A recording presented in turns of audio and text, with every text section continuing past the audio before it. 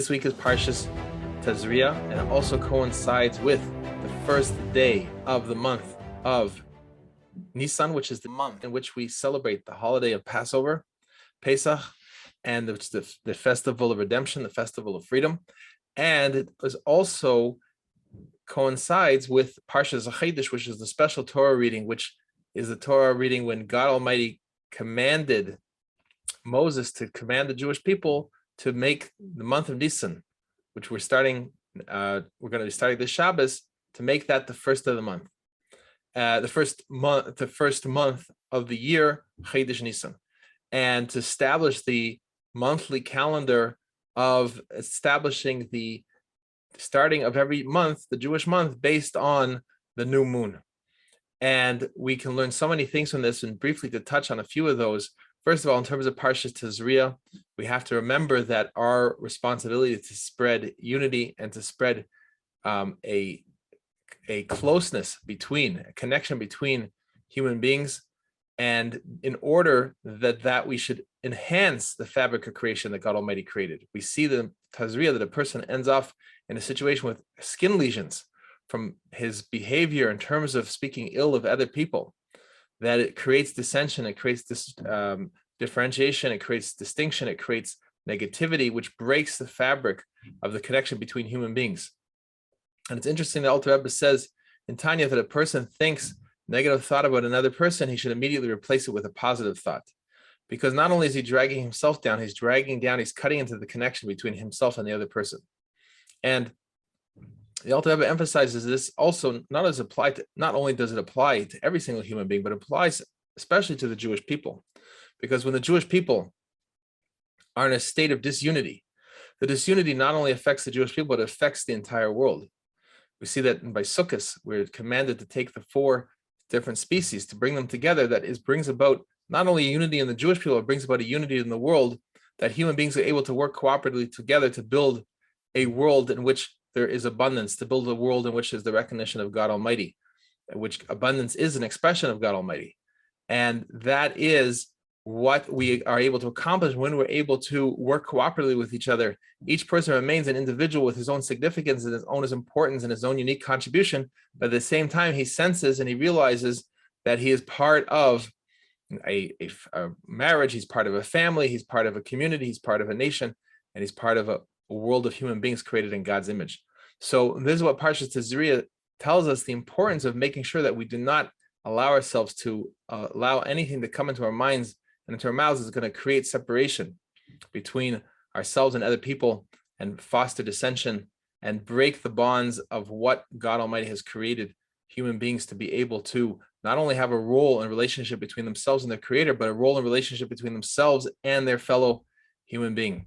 So that is something that we must keep in mind, and that relates also to the Parshas Chodesh, to recognize that we're coming into a time now when we are recognizing the miracles that God Almighty taking the Jewish people out of Egypt as a lesson, not only for the Jewish people, but particularly a lesson for the non-Jews, that the 10 plagues were brought upon the nation of Egypt, that the leader of the nation of Egypt refused to recognize God Almighty. And in his refusal, it brought about a series of consequences that were meant and intended and actually had the effect of bringing the entire Egyptian people and ultimately the king himself to recognize the God Almighty, that there's a God above nature, because the entire experience of the plagues is experiencing that there's something beyond the natural order. And what a limited human being wants to do is believe that there's only a natural order and that there is nothing else, and therefore he could try to rule, he could try to be the head honcho within a natural order. But in reality, we are meant to, and particularly the Jewish people are charged with, as we see, the responsibility in the declaring of the new moon, declaring that it's put into the hands of the Jewish people to declare when the month begins by the witnesses identifying that the new moon has been sighted, that a Jewish person is meant to rise above the natural order of things in order that he should be able to elevate all of humanity with him, that by recognizing that we are not limited by nature, we are not limited by human intellect, but rather we are above that. And therefore, we provide hope and direction and light for the rest of the world to point the way that they too can be elevated through their connection to the Jewish people and through their connection to God Almighty to be elevated, to be able to experience that experience that's above nature, above the natural order, above human intellect, above whatever they call science, above whatever the culture is. All those things are just merely limited human creations and human attempts at some form of making sense of what a human being can perceive. But we want to go above what we can make sense of. We want to go above that.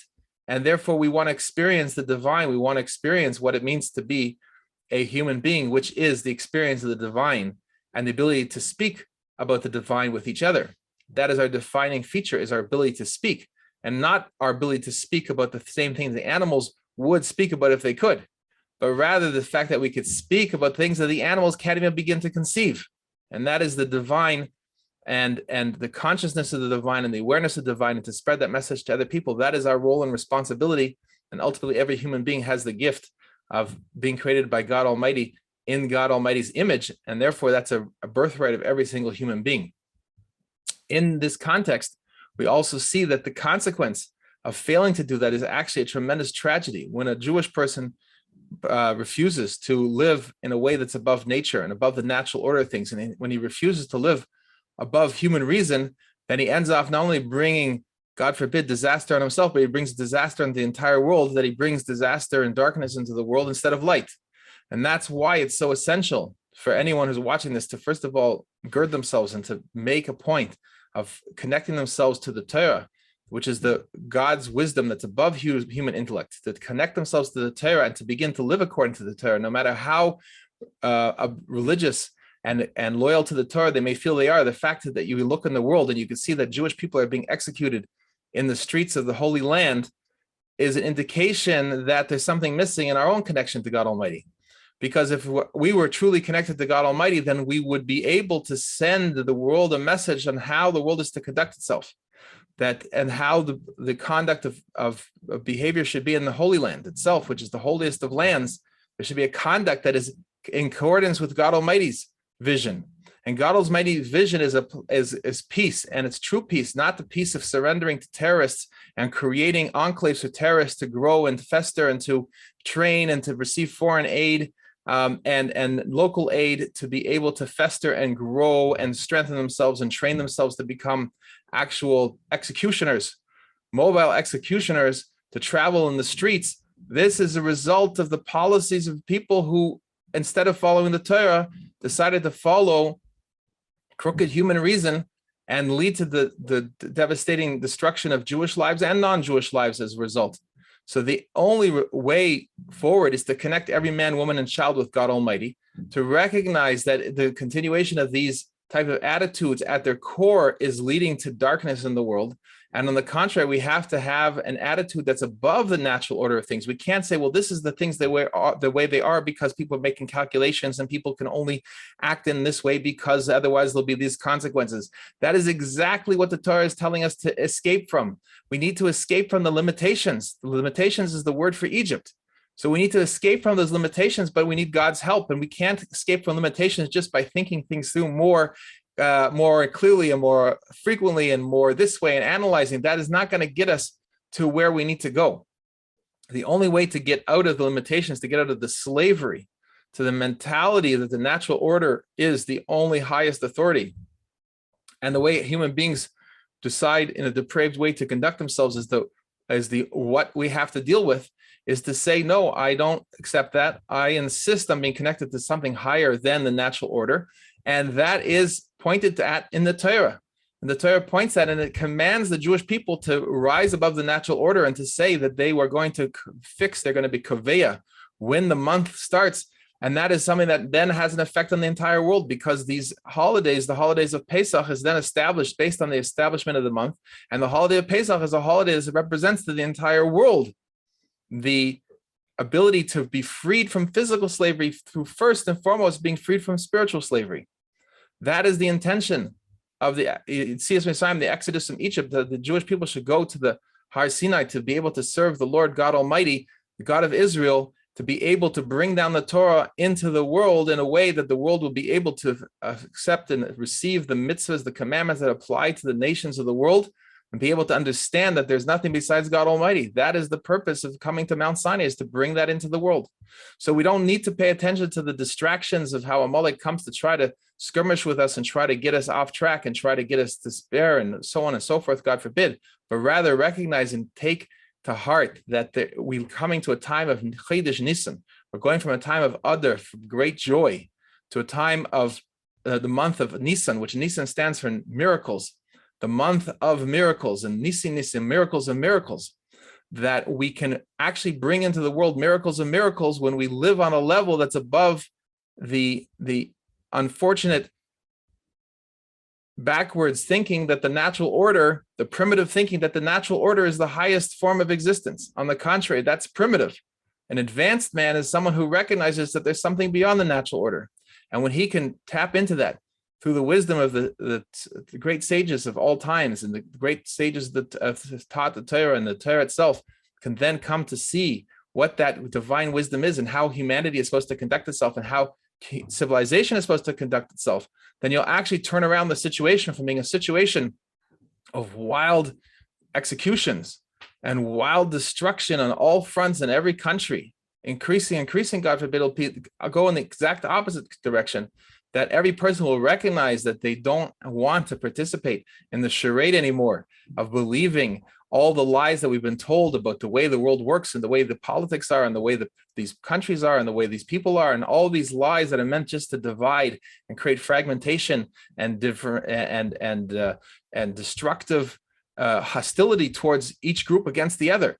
That is the methodology of destruction, to create hostility, one person against another, one family member against another, one country against another, one group against another.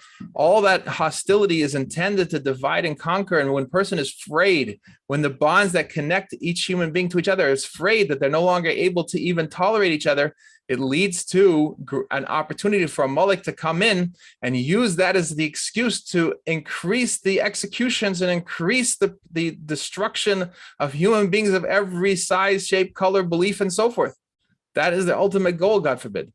So therefore, the only answer is that by connecting to God Almighty and to each other, to recognize that we have been fooled, we are being played with, we are being targeted. We are being targeted wherever we are with information that's meant to try to rile us up and to get us to take sides in a presentation of disputes where the sides are defined and we're supposed to take one side or the other.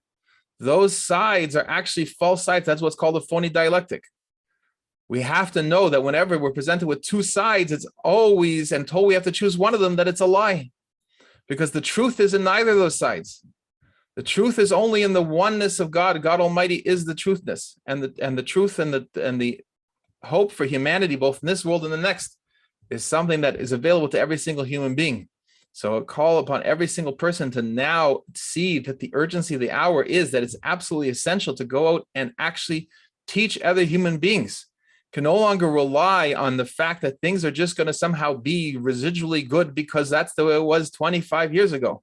We see that the disintegration, the accelerating disintegration of morality, of goodness and kindness is accelerating at a tremendously rapid pace, God forbid.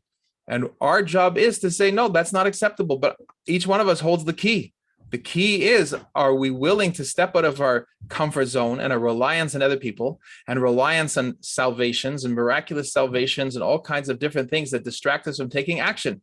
We have to realize that the miraculous salvation is when we step out of our limitations and we take the forefront with our role, and the special role that God Almighty has tasked us with, to go out and teach the entire world that there's nothing besides God Almighty, just like Avraham Avinu, Abraham our father, did. That he did not make any calculations, and he did not see if anyone else was going to do it first, and he did not try to make a committee first and try to see who would assist him and who was going to help him and so forth. He just went ahead and did it. That's what each one of us has to do. As the Lubavitcher Rebbe said, no one needs any permission from anybody to go out and fulfill his role as a Jewish person and to teach the world the 7 laws of Noach and the 30 laws that are part of that, and the hundreds and hundreds of details of laws and thousands of details of laws that go along with that. Because that is what it takes to bring to the forefront in every human being what is they already are, created in the divine image. We don't have to recreate them. They're already created in the divine image. All they need to do is recognize that. They have to be informed of that so they will then live that way. And that's something that's very simple. It's very, very easy.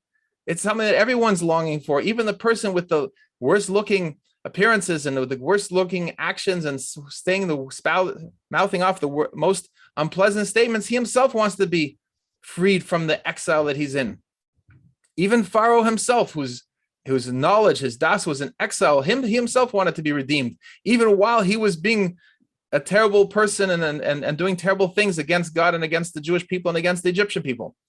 So therefore, we need to recognize that that's the true core of every single human being.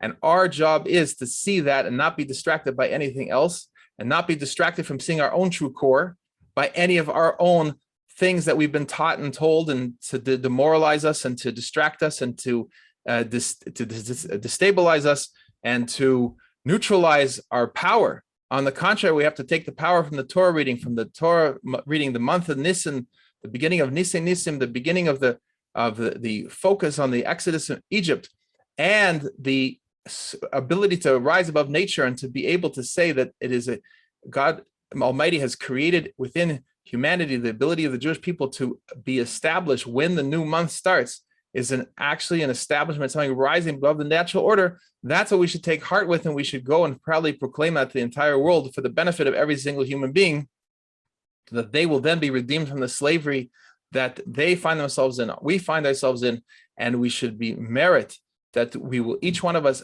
exit our internal exile, the darkness that surrounds us, because any person who's not out there actively teaching is a person who's living in exile.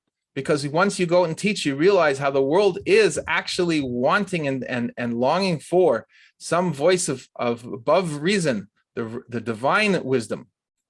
And that is something that the whole world is waiting for, and that's something a person can exit all their issues by going forth and actually just reaching out to another human being.